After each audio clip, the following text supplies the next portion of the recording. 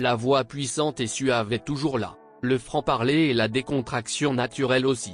Évincé de RMC et BFM TV en janvier 2022, Jean-Jacques Bourdin, le journaliste star est de retour sur les ondes. Plus précisément sur les ondes de Sud Radio, où il officie désormais du lundi au vendredi de 10h30 à 12h30 dans Parlons vrai chez Bourdin. Un slogan, celui de la radio, et une volonté pour le journaliste de 73 ans, heureux de retrouver, ce lundi matin, les auditeurs.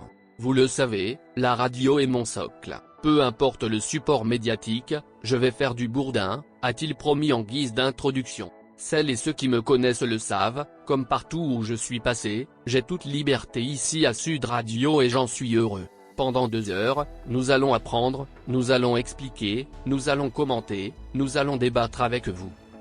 Car les auditeurs sont une fois de plus au cœur de cette émission, avec dans un premier temps des questions sur le contenu du programme. Et une première information, pas de face à face avec des politiques dans Parlons vrai chez Bourdin. Je souhaitais surtout vous retrouver, être avec vous, dans ce contact, dans cette intimité car c'est la force de la radio, a-t-il indiqué, avant d'évoquer son credo, expliqué avant de commenter. Aujourd'hui, c'est simple, il y a un fait, immédiatement on commente le fait et on zappe la case explication. Moi, j'ai envie qu'on explique. Tous les jours, vous allez avoir des hommes et des femmes qui vont venir nous faire comprendre les choses et nous faire réfléchir. Ça ne nous empêchera pas de commenter ensuite. Et Jean-Jacques Bourdin l'assume, les auditeurs retrouveront celui qu'ils connaissent depuis si longtemps. Je ne vais pas changer à mon âge, a-t-il juré. Changer ma nature serait difficile. Pour cela, la nouvelle recrue de Sud Radio ne s'est pas gênée de donner son avis. L'artiste Marc Rebillet qui insulte Emmanuel Macron au festival Touquet Music Beach, j'ai un mot, l'irrespect. On a l'impression qu'on vit dans un monde où plus personne ne respecte, a-t-il dénoncé. Il insulte son public, c'est une nouvelle manière peut-être de se faire un peu de pub. Je ne sais pas. Ceux qui ont suivi l'hôte de RMC à Sud Radio ont eu aussi la surprise de retrouver des invités réguliers de Feu Bourdin direct.